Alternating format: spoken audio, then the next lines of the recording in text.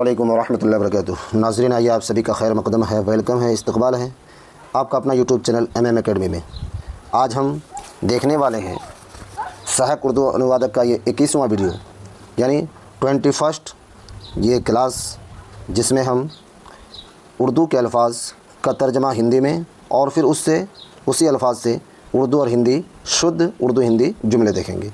आइए इसका अनुवाद करना सीखते हैं, तर्जमा करना सीखते हैं। ट्रांसलेशन ज़रूरी है। उर्दू हिंदी ट्रांसलेशन के लिए 30 नंबर का सवाल आने वाला है। ये PT फर्स्ट एग्ज़ाम जो होगा आपका सहायक उर्दू अनुवादक का, तो उसमें जो है 30 नंबर का उर्दू से हिंदी तर्जमा और 30 नंबर का हिंदी से उर्दू तर्जमा पूछा जाने वाला है। इसलिए नाज़रीन, आप सभी से दरख्वास्त है कि बिल्कुल वीडियो को स्किप नहीं कीजिएगा।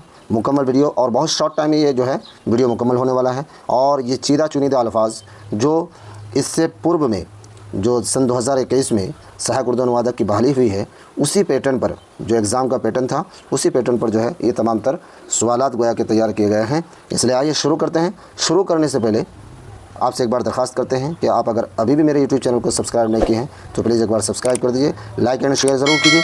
और अगर किन्हीं हज़रात को PDF चाहिए, कि बेहतर तैयारी के लिए PDF चाहिए, तो इस नंबर पर भी वो रब्ता कर सकते हैं। नंबर है 9931984445 और 49। इसमें जाकर जो है व्हाट्सएप मैसेज करके जो है PDF प्राप्त कर सकते हैं। या मेरा जो है व्हाट्सएप ग्रुप बनाया हुआ है सहायक उर्दू अनुवादक के नाम से, अगर उस ग्रुप से जुड़ना चाहते हैं तो डिस्क्रिप्शन में जो है उसका लिंक दे दूंगा व्हाट्सएप ग्रुप का, वहाँ से भी आप ग्रुप में जुड़ सकते हैं और तमाम तरह PDF वगैरह और जानकारियाँ हासिल कर सकते हैं। आइए शुरू करते हैं। जैसे कि पहला आप देख पा रहे हैं, तंग नज़री। पहला लफ्ज़ क्या है भाई? तंग नज़री। उर्दू में है तंग नज़री, उसको हिंदी में कहा जाता है संकीर्णता। ठीक है, तंग नज़री, संकीर्णता। अब इस बार जुमला पर देखिए, तंग नज़री इंसान को समाजी तौर पर पीछे रखती है। तंग नज़री यानी छोटी नज़र वाले, मतलब जिसका दिल बहुत ही छोटा होता है, तंग दिल होता है। क्या है उसको हिंदी में तर्जमा करते हैं संकीर्णता व्यक्ति को सामाजिक रूप से पीछे कर देती है। यानी जो आदमी, संकीर्णता व्यक्ति को सामाजिक रूप से यानी समाजी तौर पर, तंग नज़री संकीर्णता इंसान व्यक्ति क्या कर देती है? पीछे कर देती है। क्लियर है? फटाफट हम लोग चलें। अब दूसरा नंबर में कहा गया है शुमारी। क्या है? उर्दू में शुमारी, उसको हिंदी में है संख्यात्मक। शुमारी, संख्यात्मक। अब जुमला देखें, शुमारी एदाद व शुमार के तज्ज़िया में मदद देती है। देख रहे हैं, शुमारी एदाद व शुमार के तज्ज़िया में मदद देती है। अब हिंदी जुमला देखें, संख्यात्मक यानी शुमारी। विश्लेषण क्या है? एदाद व शुमार आंकड़ों की समझ में, यानी तज्ज़िया मतलब आंकड़ों की समझ में मदद करता है। ठीक है, एदाद व शुमार यानी आंकड़ों की समझ में मदद करता है। चलिए आगे चलते हैं। 3 नंबर में है कि अंजुमन। अंजुमन उर्दू है, हिंदी है संगठन। अब इस पर जुमला देखें, अंजुमन मुआशरती बेहतरी के लिए काम करती है। कोई भी संगठन जो है, अंजुमन जो है किसके? मुआशरती यानी समाज की बेहतरी के लिए काम करती है। हिंदी जुमला देखें, संगठन समाज के कल्याण के लिए, बेहतरी मतलब कल्याण, उत्थान, तरक्की के लिए कार्य करती है, मतलब काम करती है। ठीक है, अब देखें 4 नंबर पर है कंप्यूटर। बहुत सुनते हैं, इंग्लिश वर्ड है कंप्यूटर, उर्दू में भी कंप्यूटर मुस्तमल है। ठीक है, लेकिन हिंदी में क्या कहा जाता है? कंप्यूटर को हिंदी में कहा जाता है संगणक। देख रहे हैं, हिंदी में कंप्यूटर को संगणक कहा जाता है। देखिए, कंप्यूटर ने दुनिया को बदल कर रख दिया। अब इसी को हिंदी में देखें, संगणक ने दुनिया को, संसार को बदल कर रख दिया। क्लियर? अब 5वां नंबर में देखें, सेमिनार। 5वां नंबर में है सेमिनार। सेमिनार मतलब हिंदी हो जाएगा संगोष्ठी। ठीक है, सेमिनार, संगोष्ठी। हमने तालीमी सेमिनार में शिरकत की। अब इसकी हिंदी देखें, हमने शैक्षिक, तालीमी मतलब शैक्षिक, संगोष्ठी यानी सेमिनार में भाग लिया मतलब शिरकत की, भाग लेना, शिरकत करना। क्लियर है? 6 नंबर देखें, 6 नंबर में है हमा जहत। हमा मने हर, जहत मने सिमत, तरफ यानी चारों तरफ मान लीजिए।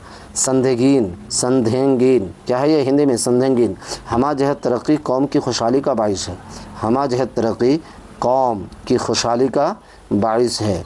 देखिए, संदेंगीन विकास यानी हमा जहत तरक्की राष्ट्र यानी कौम की समृद्धि का कारण है, यानी खुशहाली का बाइस है। खुशहाली मतलब समृद्धि। क्लियर है?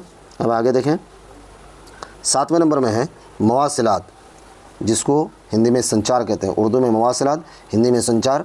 अब जुमला देखें, मवासिलात के ज़राए में बेहतरी आई है, मवासिलात के ज़राए में बेहतरी आई है, मतलब संचार के साधनों में सुधार हुआ है। यानी पहले ज़माने में, ज़माना कदीम में, अगर आप अपना किसी जानकार या अपने दोस्त यार से, या फिर जो है आपके भाई बंधु अगर कोई दूर दराज में नौकरी करते थे या रुपए पैसे कमाने के लिए अदर स्टेट का सफ़र करते थे, तो उन लोगों से संपर्क करने में बड़ी परेशानी होती थी।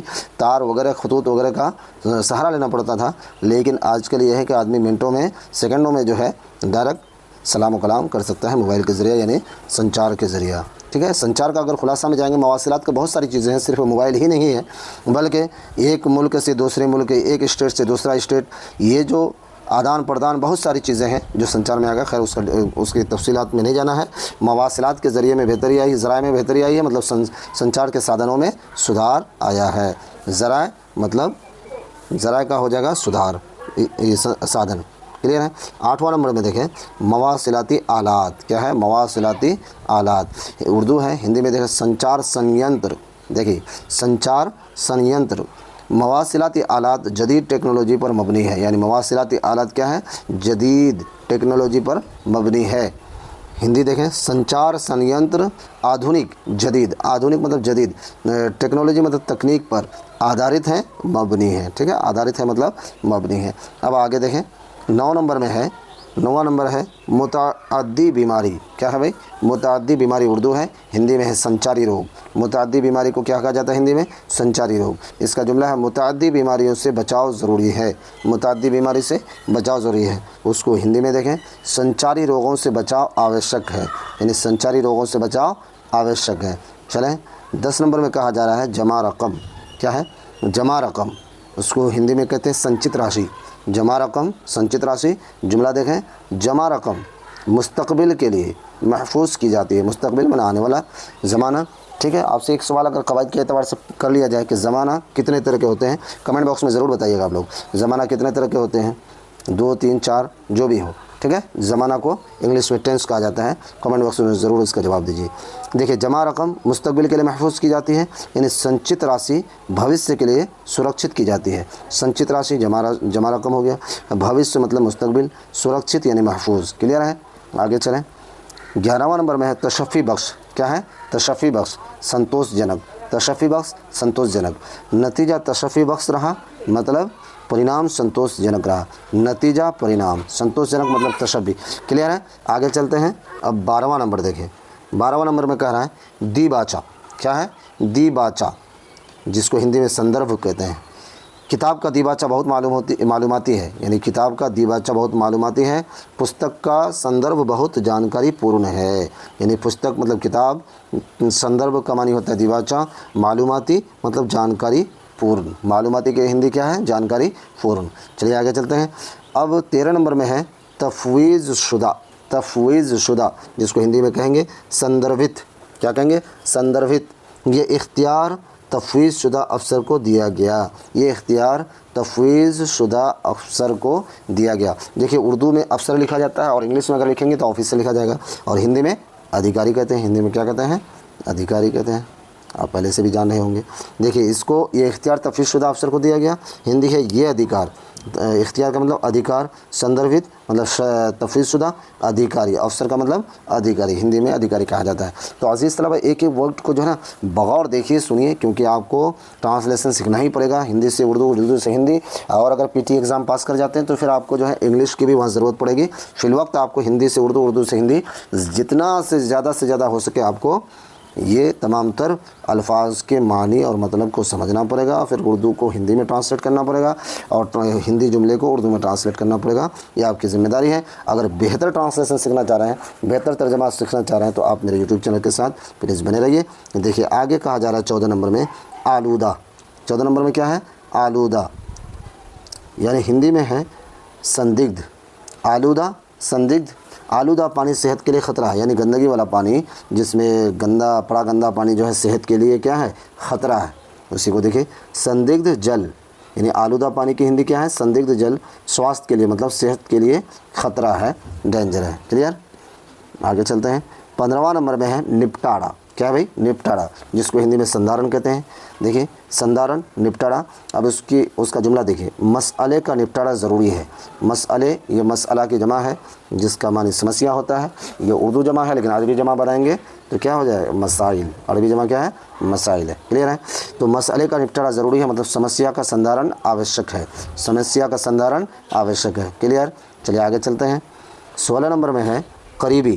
क्या है, करीबी, जिसको हिंदी में कहते हैं सन्निहित। करीबी, सन्निहित, समझ रहे हैं। जैसे करीबी दोस्त हमेशा मददगार होता है। करीबी दोस्त हमेशा मददगार होता है। इसको अगर हिंदी में बताएं तो सन्निहित मित्र। सन्निहित मित्र यानी करीबी दोस्त हमेशा सहायक होता है, मतलब मददगार होता है, मुआविन होता है। क्लियर है। 17वां नंबर में देखें तखमीनी। 17वां नंबर में है तखमीनी। तखमीनी हिंदी में सन्निहित। ठीक है, सन्निहित, तखमीनी, सन्निहित। इसको जुमला देखें, तखमीनी अखराजात। तखमीनी अखराजात रिपोर्ट में शामिल है, यानी तखमीनी खर्च, अखराजात मतलब खर्च रिपोर्ट में शामिल है। हिंदी देखें सन्निहित व्यय। सन्निहित व्यय रिपोर्ट में शामिल है। व्यय मतलब सन्निहित का हो गया तखमीनी और व्यय का अखराजात। क्लियर। अब 18वां नंबर, ये आखिरी नंबर देखिए। आखिरी नंबर 18वां में कहा जा रहा है फ़िरका वाराना। क्या है, फ़िरका वाराना की हिंदी क्या है, सांप्रदायिक। फ़िरका वाराना सांप्रदायिक। फ़िरका वाराना सोच मुआशरे के लिए नुकसानदेह है। फ़िरका वाराना सोच मुआशरे के लिए नुकसानदेह है। उसकी हिंदी देखें सांप्रदायिक सोच। सांप्रदायिक सोच समाज के लिए हानिकारक है। सांप्रदायिक सोच समाज के लिए हानिकारक है। सब सांप्रदायिक मतलब फ़िरका वाराना सोच, मुआशरा मतलब समाज के लिए हानिकारक है, यानी नुकसानदेह है। तो नाज़रीन, जैसा कि आपने देखा कि एक एक लफ्ज़ को जो है तफसील के साथ बताने की मैंने कोशिश किया है। उम्मीद है कि ये वीडियो आपको पसंद आया होगा। और अगर अभी तक आप मेरे यूट्यूब चैनल को सब्सक्राइब नहीं किया तो प्लीज़ एक बार सब्सक्राइब कर लीजिए और अपने मुतालिक़ीन, मुहिब्बीन और जानने वालों के पास इसको ज़रूर शेयर कीजिए। खुदा हाफिज़। मिलते हैं अगले वीडियो में।